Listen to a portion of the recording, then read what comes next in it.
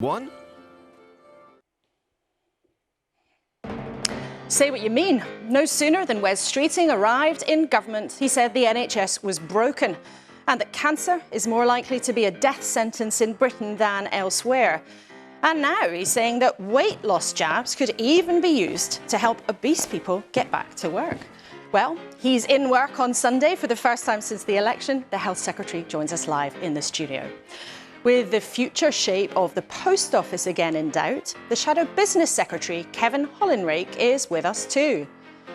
And the attack that shocked the country, the Salisbury poisonings. As the inquiry gets going, the Russian ambassador rejects the victim's request to see Vladimir Putin in the dock. Her family would like Vladimir Putin to take part in the inquiry. I hardly believe that President Putin will go to Britain. And joining me on the panel today, Mark Warner from the AI company Faculty, Zan von Tulleken, doctor, and Labour's Baroness Shami Chakrabarti. Welcome to you all.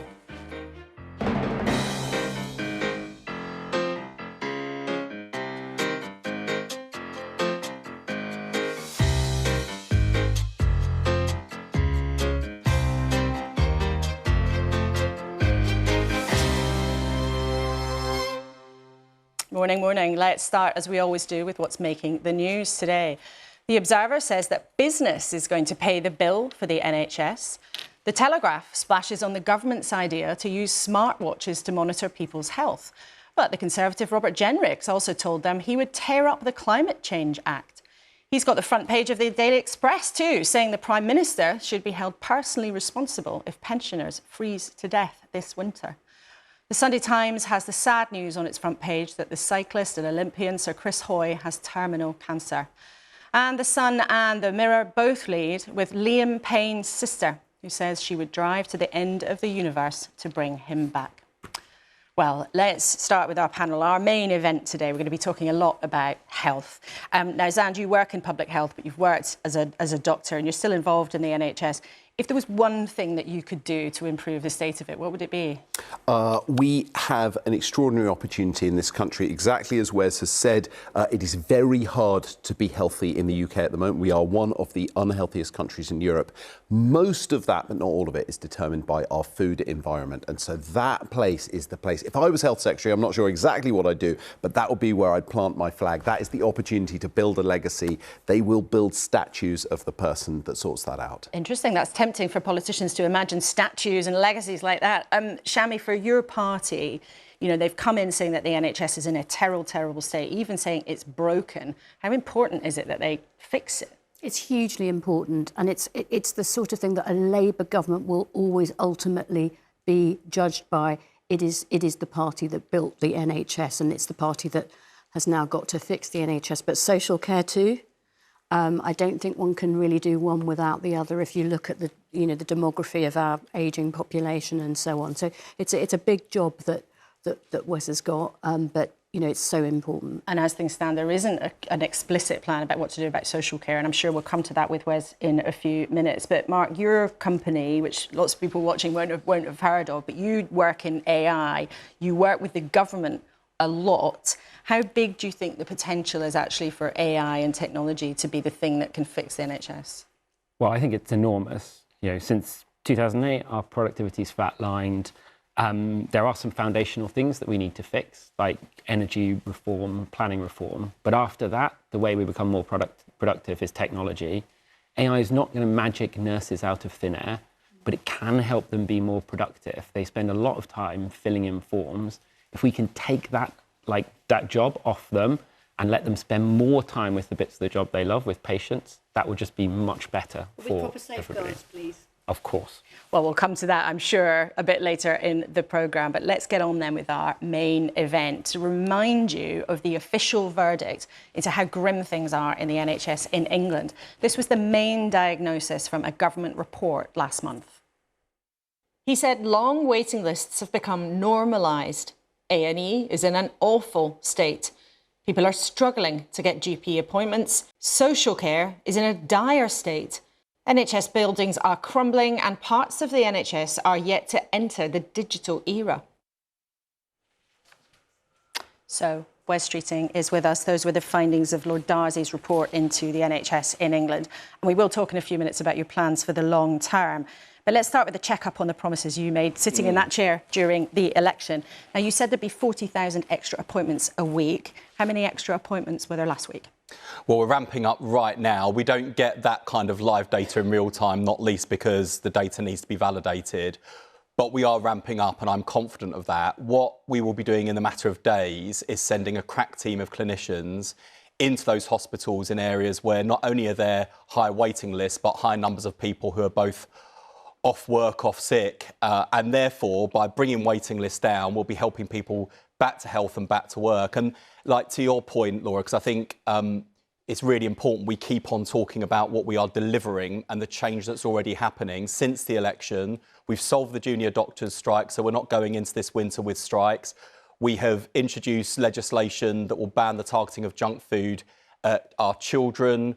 We've also put in place the funding to put an extra 1,000 GPs onto the front line. This week, the data bill coming before the House of Commons will enable data sharing and record sharing across the NHS, which have the potential to save about 1.5 million hours of staff time a year. So we are already delivering. Of course, there's much more to do, but we've wasted no time in hitting the ground running. And we'll talk about lots of that, but just on that specific promise, which was a promise you made sitting in that chair to our viewers, you can't tell us at the moment how many extra appointments there are, but there's a bit of a lag time, but we are ramping up. And so by when will you hit that target? I will come back in the 1-year anniversary of the Labour government and tell you whether or not we've been able to deliver the 2 million more appointments in the first year of a Labour government. Let's talk then about another one. Just to kind of emphasise on this point, though, when we came in, without the immediate action taken by the Chancellor, I would have had to tell the NHS to slow down and to cut the level of activity because of the black hole that we inherited. So the fact we are even making progress is thanks to the, I know not always popular, but tough decisions we are already taking to fix the foundations and the public finances. Okay, but I want so we can fix the foundations of our public services. But our audience wants to hear how you're getting on with these specific promises. Yeah, so that was just one of them we've dealt with. So another one was 700,000 extra dental appointments. How have you got on with that? Because we've checked with the British Dental Association. They've said there's been no progress and there can't be any progress till you sort out their contract. I think it's a fair challenge to say we're not going to fix NHS dentistry without fixing the contract. We got them in, as I promised, the Monday after the general election. I can't promise to fix 14 years of NHS crisis in 3 months or even one budget, one spending review, but we have hit the ground running. But you did promise our viewers there would be 700,000 more appointments. So by when will that happen? I don't want to get ahead of the budget and the spending review, but this is why... Your budget settlement is done. We know that. You're one of the few ministers who's been out there. So by when will you tell people that promise will be kept? But this is why, I'm not getting ahead of the budget and the spending review, but this is why before the election, when we were being criticised and saying, like, why aren't you making more promises? Why aren't you making more spending commitments? We ensured that the promises we made were promises we could keep and promises the country could afford. And despite the challenges we've walked into, every single promise that we made, not just on health, but right across the board, are promises that we will keep. And I will keep the promise on NHS dentistry and all of the other promises that we've made. And we'll keep on coming back and reporting on progress. But will you give us a date? Not this morning, I won't, because I'm not going to create hostages to fortune. Okay. But we will deliver all of those promises. And as I say, we are barely 3 months in and we've already made a number of decisions and taken a number of actions that will make a demonstrable impact on patients' experiences. And this is the point about by when people can expect a difference. I mean, nobody expects you to transform the country in 4 months. We're in the 4th month of government. But people, I think, can expect that to know when you're going to keep these promises. You said you'd double the number of scanners in hospitals. When are you going to do that? Well, as you'll see in the budget when it's out, one of the things that the Chancellor and I have chosen to prioritise, because we've got a whole number of crises across the public sector, not just in the NHS, and one of the things that we've prioritised during the budget round is making sure that we're taking steps, particularly on capital and tech, that will enable us to run a more productive and more efficient NHS so that we get both better outcomes for patients but also better value for taxpayers' money. Because the thing that I'm really mindful of, especially when money is tight in people's pockets and in the public finances, every penny I get out of the Chancellor for the NHS is a penny that could have gone into a number of other very worthy things, many of which impact directly on the health of the nation. And you said... And so we've got to do both the reform and the investment and to we'll make the NHS more efficient and more productive and better for patients. But Secretary of State, these were specific promises that you sat in the chair and said, these are all fully costed, they are all fully funded. Yep. But people will notice today that you're not giving them a date by when they can hold you to that. Firstly, because we're ahead of the budget, and secondly, because... Hang on, you told us before the election all the money for this was all sorted out. It was all done. So I don't think you can hide behind the budget today. You've been reporting in the papers this morning. You've said it on a different station this morning already. Your funding's sorted. You've said that. Yep. So it's tricky for you to hide behind the budget.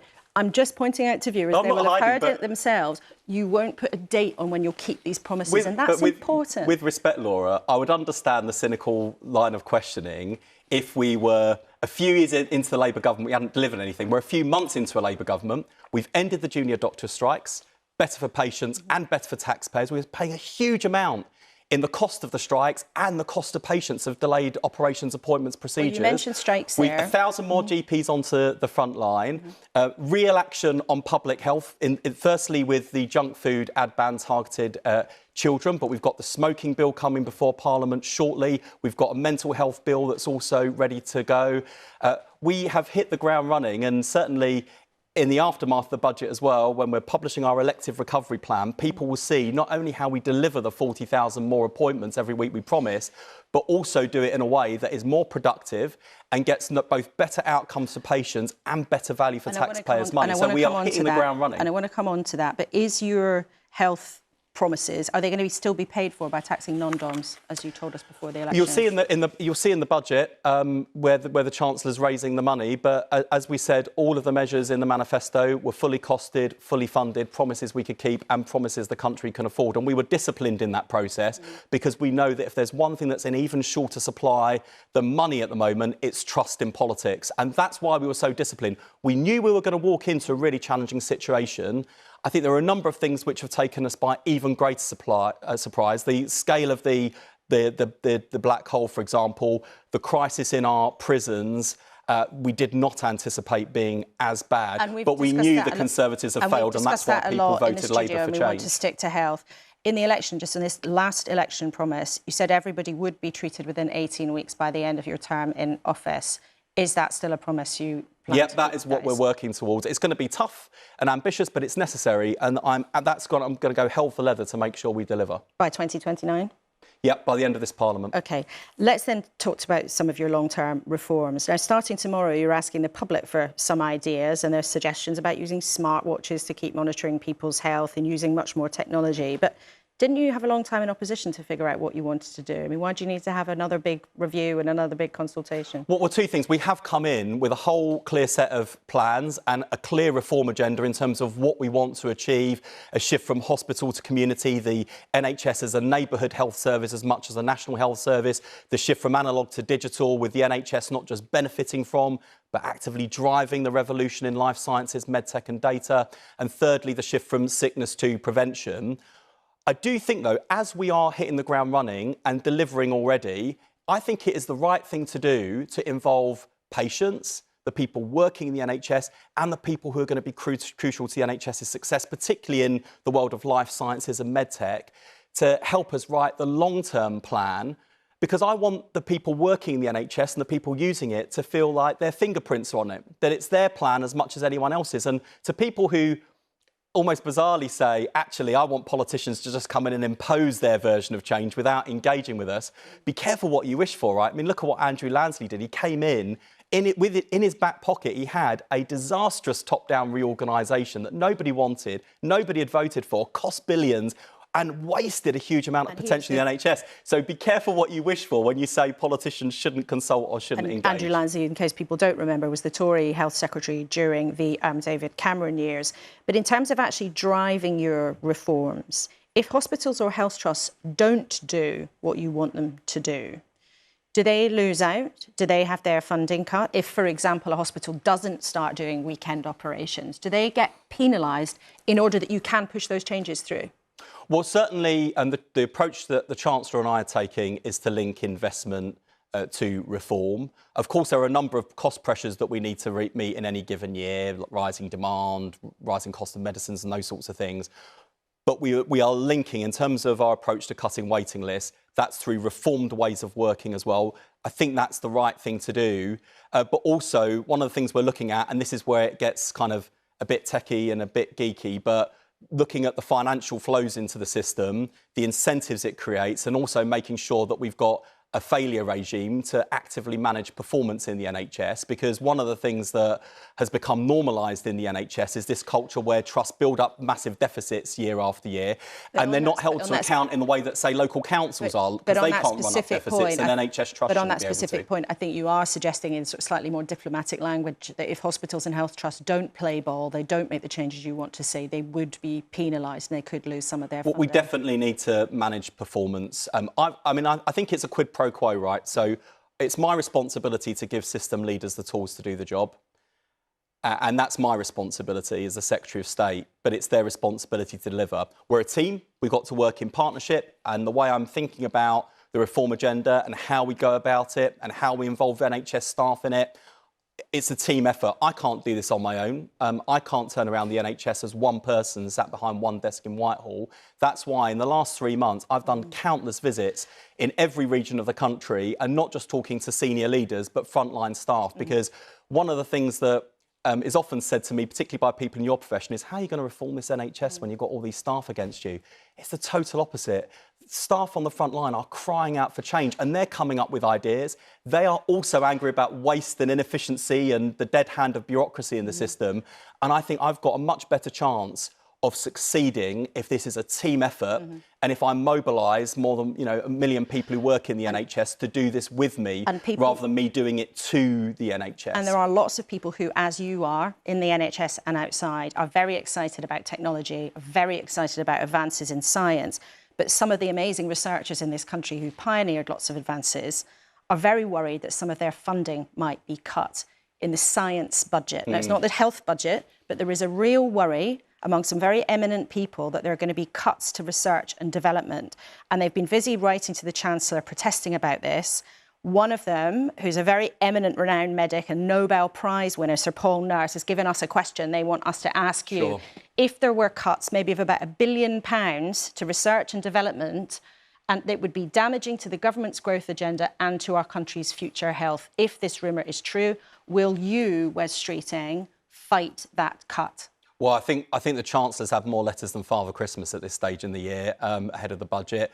What I'd say to Paul and to other people is that what we've had to do around this budget is to make a whole number of choices and trade-offs, because right across the board, and look, he's making a fair point, research, innovation, crucial to growth. So is good transport infrastructure. So is education and skills. There isn't a single part of government that can't in some way link to the growth agenda. But we can't fund everything everywhere all at once. So you've got to bear with us here, because we inherited a real state. We're having to make some tough calls to fix the foundations and create the conditions for growth, which is the number one priority. But do you agree, having sat here in the studio lots of times and talked about the potential of science and the potential of technology 100%. to transform the health service, do you agree then that cutting the cash for research and development would be damaging? It would do the opposite. Do you agree with him? It's a real challenge the Chancellor's got. I genuinely don't know where she's landing on the science budget. I only know where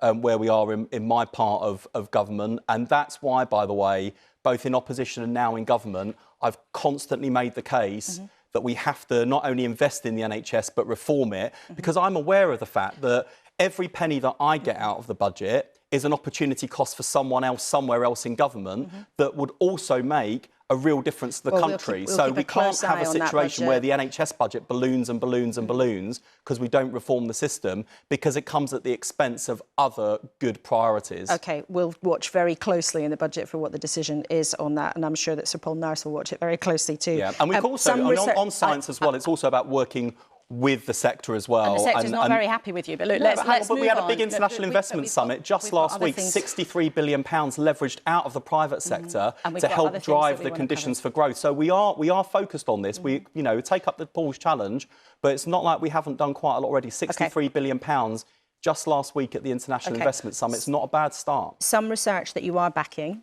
is a trial looking at how weight loss drugs could potentially get obese people back to work. Is medicating the population more really the way to do it, do you think? Look, I don't think that the answer to obesity is simply weight loss jabs, but there is a lot of evidence to suggest already, and I'm really excited about the trial that we'll be doing with Lilly. There's a lot of evidence already that these jabs, combined with changes to diet and exercise, can help people to reduce their weight, but also prevent cardiovascular disease and also diabetes, which is game-changing. And for a lot of people, particularly people who are morbidly obese, they will tell you through bitter experience, even when they've tried to do the right thing, they find the challenge insurmountable. And these jabs can be a game changer on that. They're not the only solution, and I don't want to create a dependency culture. I also, by the way, should say, because there's been a lot of reaction to some of the things I've said this week, I'm also not interested in some dystopian future where I wander around kind of involuntarily jabbing unemployed people who are overweight. That is not the agenda. Actually, I think we've got an opposite challenge. I think demand at the moment, it will be greater than what we're able to meet. So that's the challenge we've got. But this could be game-changing. And if we can throw the trends we're seeing in obesity into reverse, that's better for the health of the nation. It's also for the health of the nation, better for the health of the nation's finances, because we've got to shift from simply treating sickness to actively preventing it. But that's not a substitute for good changes to good diet and nutrition and exercise as well. You know I'm going to ask you this question because we've asked you it many times, and our viewers still want to know when you're going to come forward with your big reforms that you promised to have on social care. Yeah, so we've hit the ground running already. We introduced legislation. We just introduced legislation just the other week for first ever fair pay agreements in social care.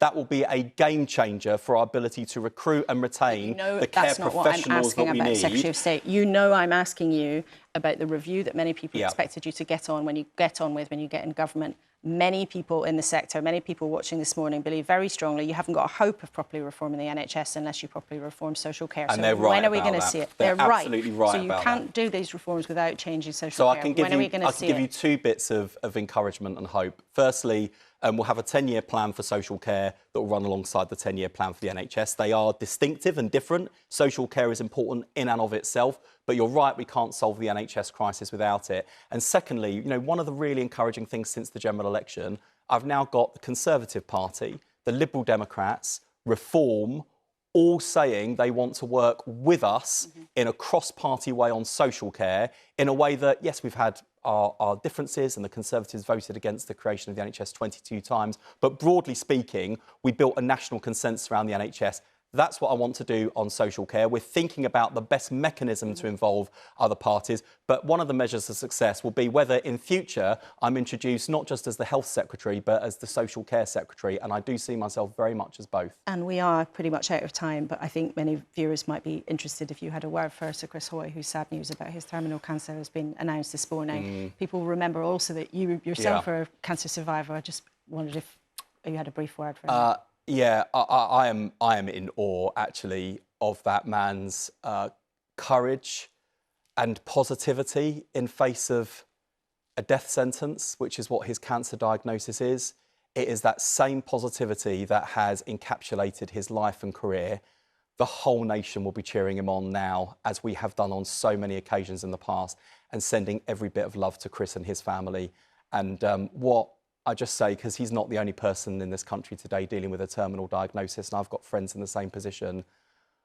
What a wonderful message of hope he sent. I think he's done the country such an enormous service by being as open and as positive as he has been. And, you know, that's worth even more than the stack of Olympic gold that he's built up over his career.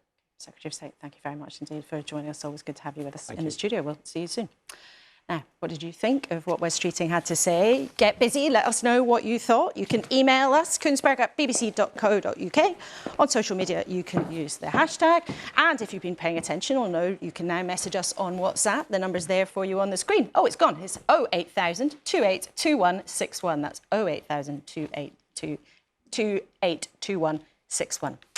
Now, we got through lots and lots and lots there. Shami, you're the one on the panel who's a politician, listening to your fellow Labour politician there. What did you pick out from what you had to say? Well, obviously, confident performance from one of the government's most confident communicators. I really do agree with the importance of being in partnership with the people who actually work in the NHS. And the Tories have been berating the pay deals, but I think they were essential groundwork to ensure what happens next, including reform. I want further assurance that reform doesn't mean privatisation, and that partnership with drug companies and life science companies and so on nonetheless protects our confidential data. It's interesting, Zan, there. So Shami mentioned the pay deals. Obviously, the government did settle with the junior doctors, but GPs are still taking collective action. The RCN, the nurses, have actually rejected the pay awards. And even, you know, chemists are talking about going on strike. I mean, how would you describe the sort of morale among staff in the NHS? Frontline staff have had a terrible time for a very long period of time. Their salaries have fallen in real money terms over the last decade or longer.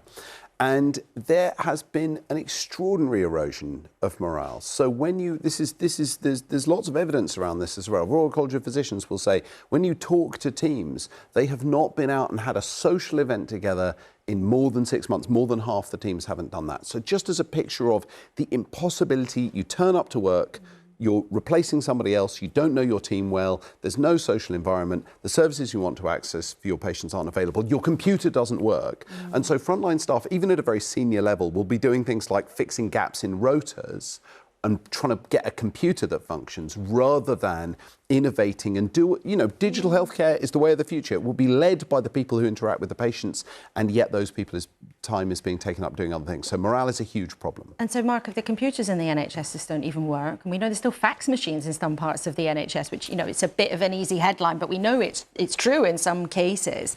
How quickly do you think technology could actually make a difference? It's hard. The NHS is a very big, very complicated system, and there are parts of it that are astounding at technology. It just varies quite a lot. And so I think it's important that the government thinks about ways that we can get more innovative companies working with the NHS. Because actually right now it's quite hard if you're a small company to even get a contract with the NHS, even with technology that could change the game for some of the people Zanda's talking about. But in terms of worries, though, I mean, as Shami says, some people are worried about private companies coming into the NHS, worried about what they might do with our data, worried actually that people then are making cash out of the nation's ill health. Well, it's totally critical that we protect patient privacy, and it's totally critical that we help the NHS with progress. Those two are not mutually exclusive. We, as citizens, just have to demand both at the same time. Shami, I'd agree with that. And it's about transparency and accountability. And remember, we want it to be a national health service. Wes was, I think, quite right to say we want neighbourhood provision, but we don't want the postcode lottery that we have seen in the NHS in recent years, with some parts of the country being so much worse off in terms of waiting lists and primary and even emergency care than others. And Zan, before we spoke to Wes, you said actually the biggest thing they could do is around food. Now, he mentioned a couple of times, because he likes to give lists of things that the government has done that they're proud of. He mentioned changes to advertising for kids and junk food. But what do you think is the answer? Is there something that's much more radical that has to be done about obesity and public health? They're talking about weight loss jabs. Like, what would be your advice? The first thing to say is that he is picking up on policies that have been in the pipeline for a long time. He's not reinventing the wheel. Now, politicians love to put their name on a thing and say, I thought of this is all my idea. It's actually really courageous to pick up these policies and go with them. So I'm fully cheering for him doing that. And those things will make a big deal. Our food environment is dominated by a small number of companies that sell us huge quantities of unhealthy food. And we are the worst country for this in Europe. So when we talk about personal responsibility, we talk about weight gain, and we have any element of blame in it, that totally misunderstands the problem. We have not all got greedier and lazier over the last 30 years. Instead, there has been a total failure to regulate the food companies who shape our food environment. But how would you actually go about doing that? I mean, is it really for government to tell people what they can eat, or tell what companies can put in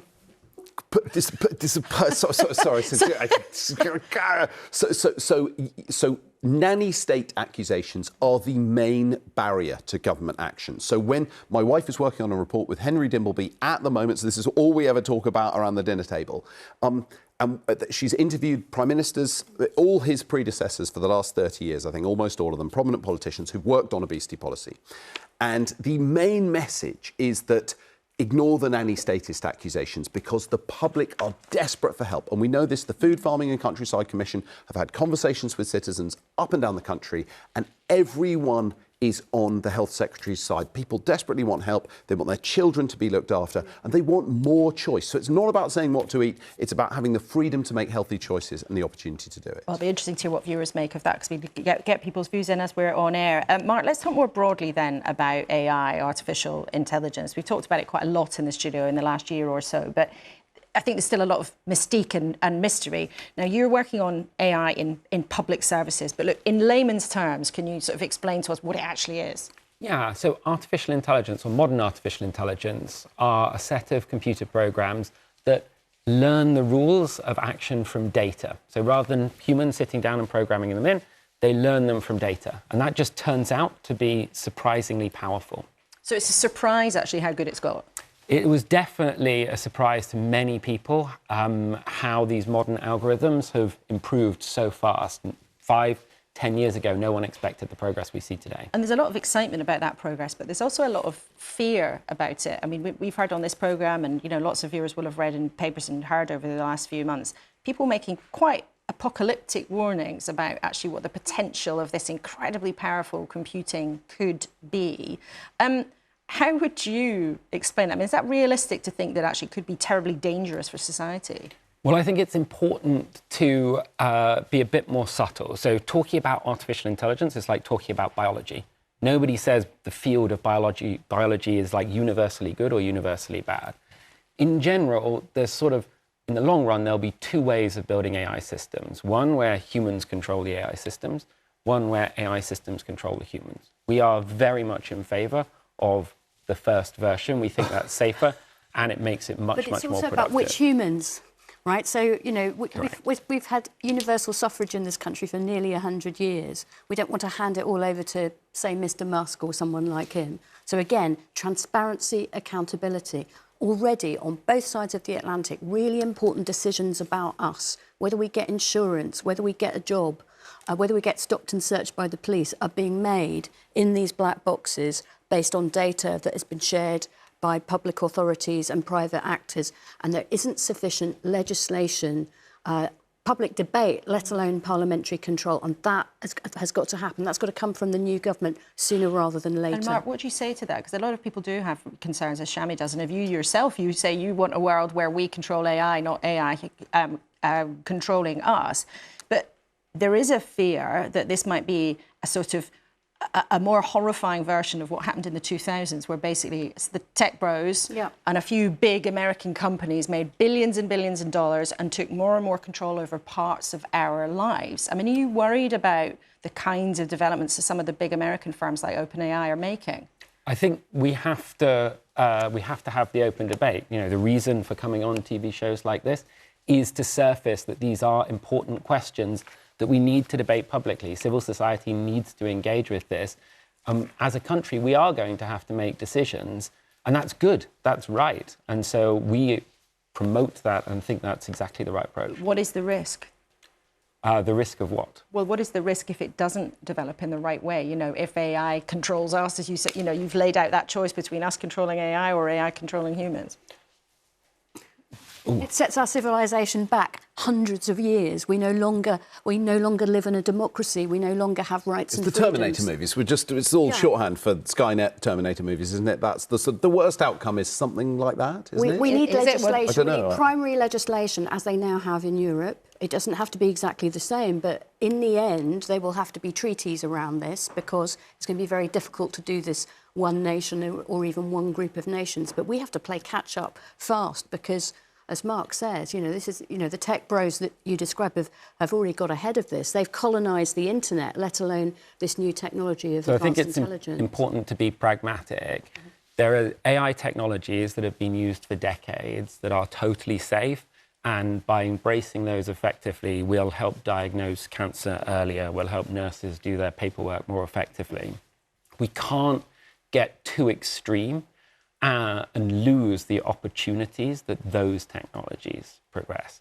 However, at the absolute frontier of AI, faculty does not work on this, but there are concerns about what happens as those technologies advance. We're not there yet, but it is realistic to say that we should be cautious, we should be sensible. OK, well, it's good to have this conversation in the studio this morning, so thank you all for your views for now. Now then, we have talked a lot about the war in Ukraine in the last couple of years, a level of Russian aggression that took the West by surprise, with thousands upon thousands of lives being lost on both sides. But the inquiry into the shock Novichok attack in Salisbury back in 2018 is a reminder of how relations between the UK and Russia went badly wrong. A poisoning on the UK soil of a former Russian spy that also took the life of an innocent British woman, Dawn Sturgis. She died after coming into contact with the nerve agent hidden in a perfume bottle. The UK's long believed it was ordered by the Kremlin, that attack, and carried out by Russian agents. Well, Dawn Sturgis' family want Vladimir Putin to be held accountable for what happened. I put that request direct to the Russian ambassador on Friday, asking if Russia still continued to claim that it was nothing to do with them.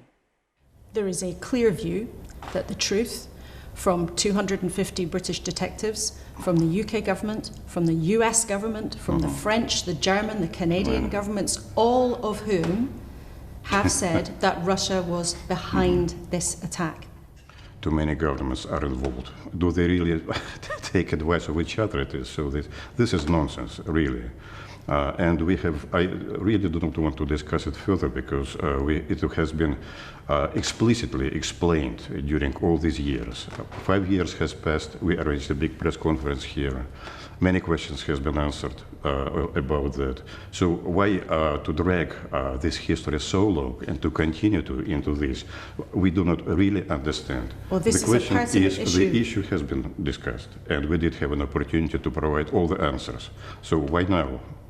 The reason for asking this now is that an official inquiry is underway into the fact that a British woman lost her life because of these poisonings. Now, the evidence is that the Novichok was manufactured in Russia. Right. The evidence is that two men, forgive me if I could finish my question. The evidence is that two men traveling on Russian passports were behind this attack. Perhaps those two men should go to testify at the inquiry in order to clear their names, should they? I don't think so. They are Russian citizens. Perhaps if we're speaking about the same personalities, as far as I recall, it's an old days already, but they have given the answers on the television, even performing on the television, that's all right. Why don't they come and testify to the official inquiry that is taking place right now to clear it up? Because the fact is that the UK government does not believe what you're saying today. People listening to this will think that you are... firmly believes that the UK government is waging aggressive war against Russia by the hands of Ukrainians. This is a proxy war led by the United Kingdom's government by providing lethal weapons with which UK government is killing Russian soldiers and civilians. You think that we're at war with your country? I think that you are aggressive, or you're waging a proxy war against Russia. We'll come to that in a moment. But in terms of Salisbury, do you have any words for the family of Dawn Sturgis, the British woman who was innocent, who was killed? Perhaps since it is at the very beginning, it's the third or fourth day of the listening, of the hearings, which takes place Salisbury someplace, then it will go to London, and what we see in the press, it is only one optics on the other side. It is just one side of the story that has been shown. I would appreciate very much that it will be two sides of the story. Well, her family would like to hear the Russian side. In fact, her family would like Vladimir Putin to take part in the inquiry. I hardly believe that President Putin will go to Britain just to testify, to do something. But the family have asked for that. If it's not possible for that to take place, do you today, Ambassador, have any words for that grieving family? I don't know. I have never met this family, so I am not involved in discussions with them or something else. So If someone has died, of course, we are concerned about that. When we last spoke about 18 months ago, you told us of Russia's superior might. You said it was 16 times bigger than Ukraine and that you would prevail. If that was true, that Russia would prevail, why haven't you won yet?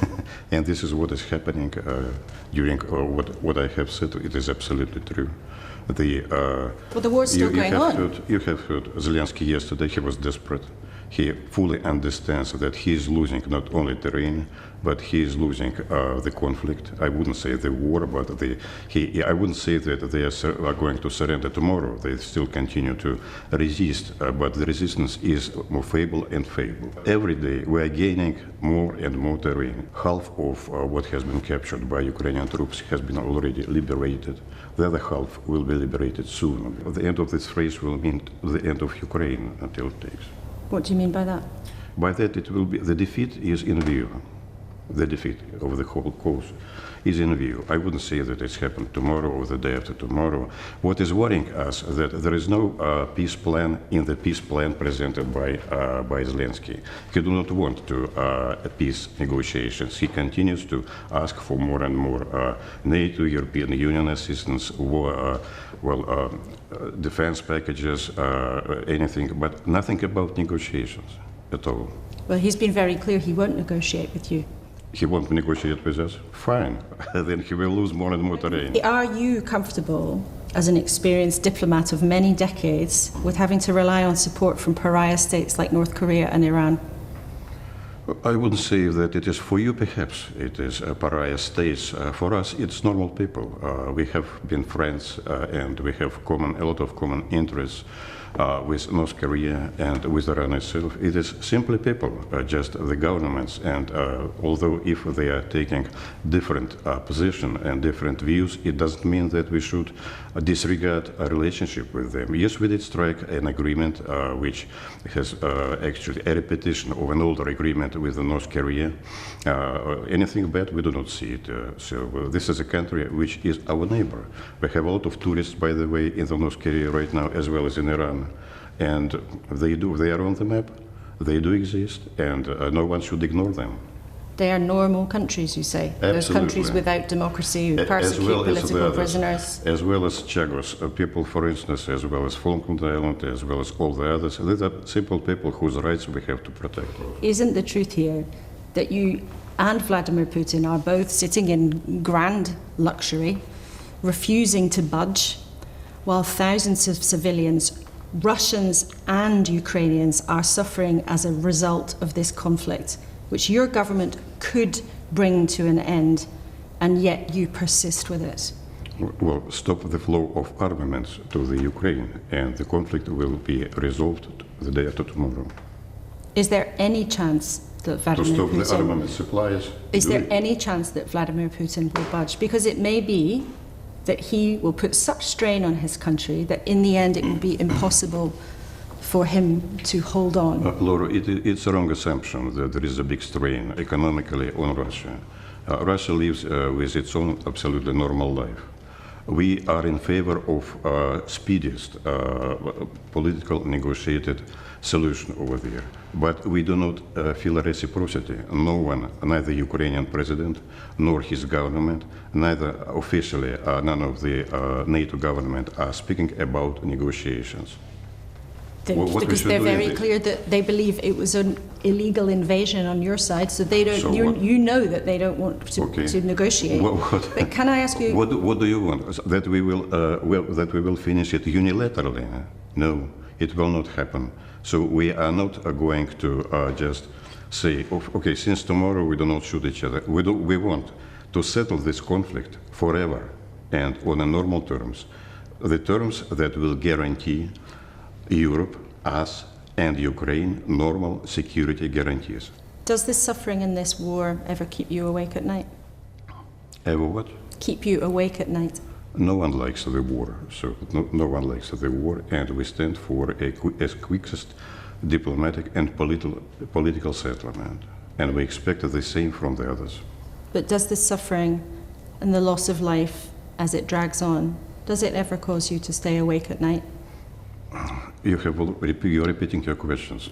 You didn't You answer don't it. have any answers. Does it ever cause you to stay awake at night? Yes, well, sometimes I feel like I expect and I anticipate the end of it, the quickest end of it, and I hope that it will end sometime. I do not. No one would like to drag it for a long time. Last month, President Putin issued a threat saying that any Western, advanced Western missiles, any Western attack could result in nuclear retaliation. Except, Not exactly.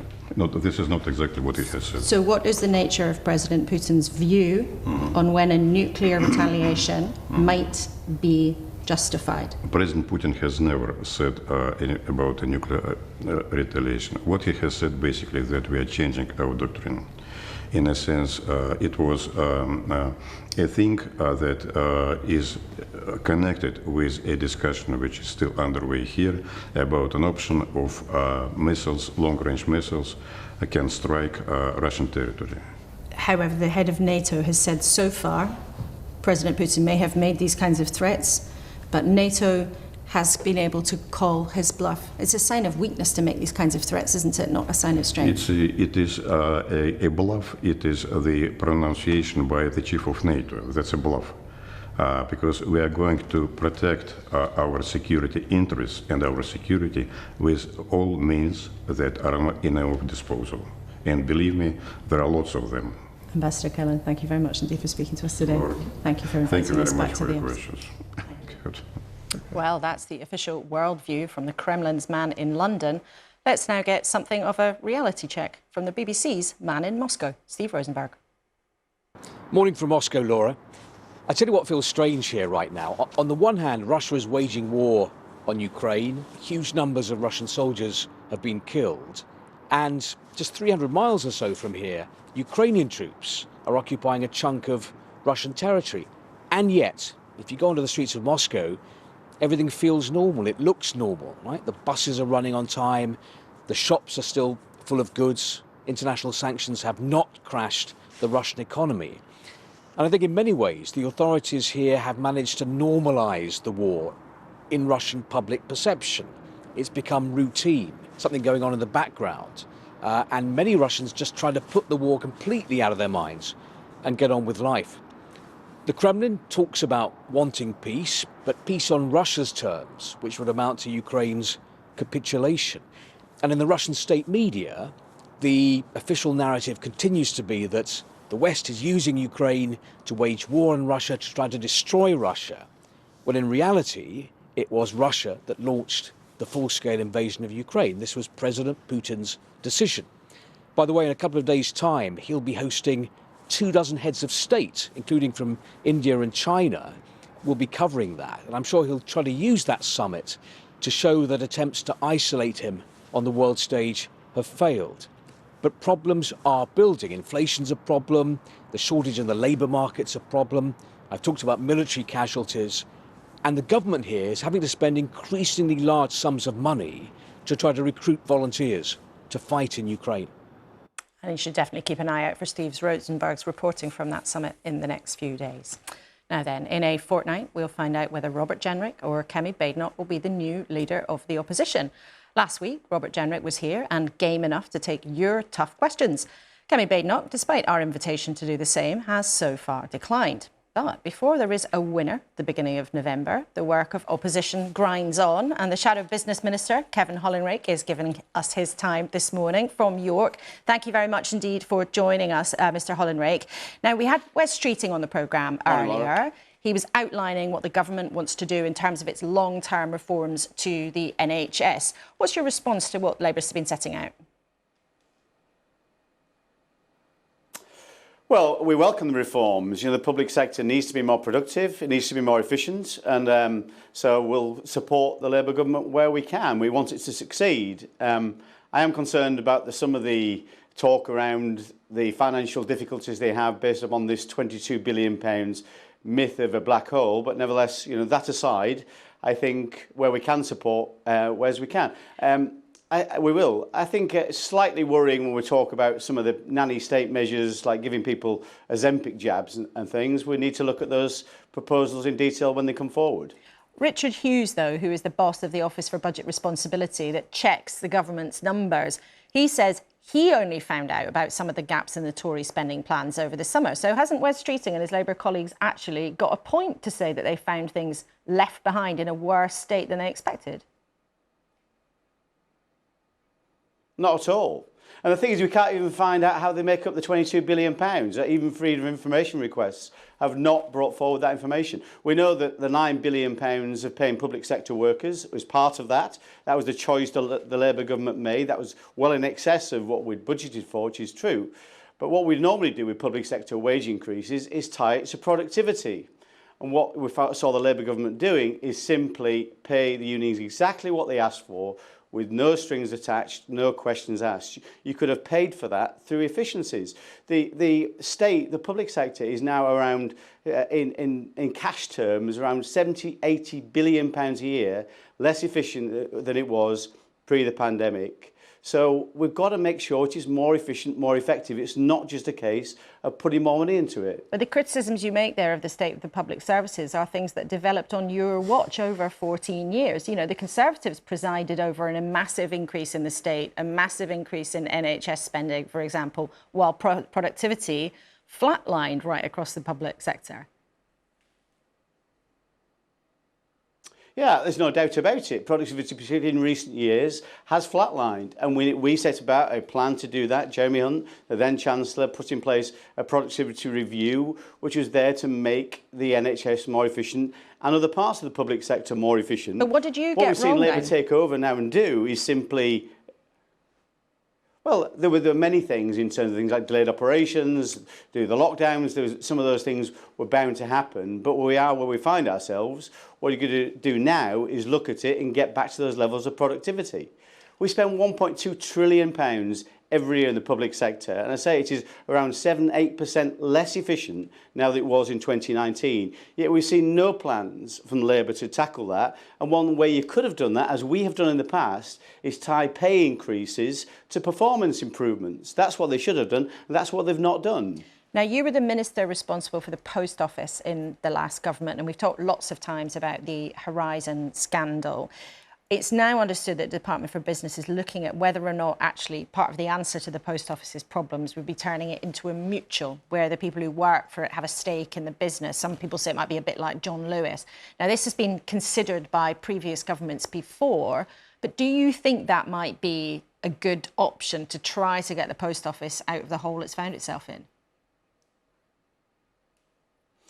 Well, yes, I do, actually. I mean, mutualisation was always on the table when first the Post Office became an independent organisation. So we should look at that. There is a feeling, quite understandably, amongst postmasters that the Post Office is run far too much in terms of command and control at the centre. They need more say in how the organisation is run. We brought in an excellent new chair, Nigel Railton, who has much retail experience. He's keen to look at that too. There are some challenges, of course, not least paying the compensation that we've accelerated significantly, and things like the software replacement. So there would be some challenges ahead in doing that right now, but there are ways of doing that. We could, for example, underwrite those kind of problems by central government, but I think it's something we should definitely consider. So it's interesting the Conservatives might actually support that move to mutualisation. You mentioned the compensation scheme. We know how much distress and upset there has been from sub-postmasters and postmistresses who say it's just too slow. Their lives have been ruined, many of them, and they're just not getting the money through. Having been the minister who was trying to sort this out in your previous job, is there any reason why this compensation couldn't all be paid by March, which is what Sir Alan Bates and other campaigners are calling for? I think there's been a slight glitch on the line. No reason, but it does require some... Sorry, can you hear me now? I can, thank you. Please go on. Okay. Well, there is no reason why that can't happen. We definitely want that to happen. We've significantly accelerated the amount of compensation paid. We've now paid £363 million. That figure was about a third of that, so it trebled in the last year. About 2,500 people of the people who are claimed in the original schemes have now been paid in full and final settlement for their claims. So we have accelerated. I think More work needs to go on. I'm very, as I said to the now Post Office Minister, Gareth Thomas, and the Business Secretary, Jonathan Reynolds, I'm very happy to help wherever I can in terms of any advice they need or help in terms of making sure we do pay that compensation on time. It can be tricky, it can be difficult, but lots of measures now in place to accelerate those payments. OK, Kevin Hollinrake, thanks very much indeed for joining us from our studio in York. And apologies to the slight break-up in your picture. You might have looked occasionally like a cyborg, but we heard him loud and clear throughout our whole interview. Now, we are nearly at the end of our time together this morning. Let's then, just as we close, just look ahead a bit to the budget, which is a huge, big event that's looming over everything, and it's coming at us thick and fast. Mark, from your perspective, what do you think the government has to do to get the economy growing? Well, I'm very keen that they go back to this growth agenda. I fear we're backing away from it slightly. From my perspective, the way we're going to do that is technology, and the path there is getting innovative companies, with the government being a strategic customer for them. It doesn't need to be handouts. They can just buy services from innovative companies. What do you mean as a strategic customer? Like they say, look, we've got a giant checkbook, so we want you to do this on our behalf. The government buys services from innovative companies rather than the classic 5, 10 large providers that always win the same contract. Shami, you're raising an eyebrow. No, I like what you say about smaller businesses and innovation, but when we say that everything should have a technological private sector solution, just remember the Post Office and Fujitsu. I think, that's my point about safeguards, about transparency, about accountability. So as a Labour politician, a lot of your colleagues I've talked to in private are actually really worried about the budget. They think it's going to be brutal. They're worried about whether and how it's going to be sold to the public, for want of a better phrase. Are you concerned? I hope that the Chancellor will take this opportunity, which we've been waiting for a long time in the infancy of this government, to say we do need to raise tax on the wealthiest shoulders in this country, and the public are ready for that. It's popular if they can see that could be, for example, invested in the NHS. Let's get away from this nonsense that you can have something for nothing. If you care about your NHS, if you want to build social care, if you want to improve education or sort out the crumbling justice system, you're going to have to pay for it. And the wealthiest corporations and the wealthiest individuals, in my view, should have to pay. And well, that is not taxing working people. Going to put up an awful lot of tax. Zand, looking on from your perspective as a citizen and a medic, when you look at what's coming down the tracks, what do you think? Investing in our health, making it easier to lead a healthy life, gets you a win-win-win. It allows people to get back to work, of course. We've had lots of emphasis on that, but also it allows us all freedom to function and encourages small, medium-sized businesses selling us food, a wider variety of products, healthier choices, more choice, all those good things. So across the parties, that should be a uniting idea. OK, all three of you, thank you so much for being with us this morning. I know viewers will want to know that you have 3 bananas with you, Zand. The BBC on the BBC. No, the BBC has paid for that. That's what they've paid for that, really. Well, there we go. Well, people will be impressed by your dietary choices. Thank you all very much for being with us. Let's hear what you have been telling us in the last hour. Here are some of your messages. Mike Wick says Wes Streeting is certainly hitting the ground running, but in which direction? He was pretty evasive. But Jacqueline in Keynsham says Wes Streeting gives me hope. Pat says people will drive rather than walk a quarter mile. Obesity is a self-inflicted problem. And I hear Zan screaming there at the side of the guests. But thank you for all your messages. Thank you to all of my guests, especially Shami, Mark and Zan, who've been with me for the last 60 minutes. And if you want to find out more about the inquiry into the death of Dawn Sturgis that we talked to the Russian ambassador about, you can listen to the new BBC podcast, The Salisbury Poisonings. Thank you to you most of all, of course, for watching. We've been talking about an issue that's always near the top of the list for voters, the state of the NHS. The Health Secretary for England, Wes Streeting, has always said that money isn't the only answer. But with the budget that may well define this new government approaching fast, questions about whether Labour can afford even its early promises will not go away. The pressure's on. I'll be on Sunday's newscast on BBC Sounds a bit later today with Paddy O'Connell, or you can catch anything you've missed, as always, on iPlayer. And I will look forward very much to seeing you next Sunday, same time, same place.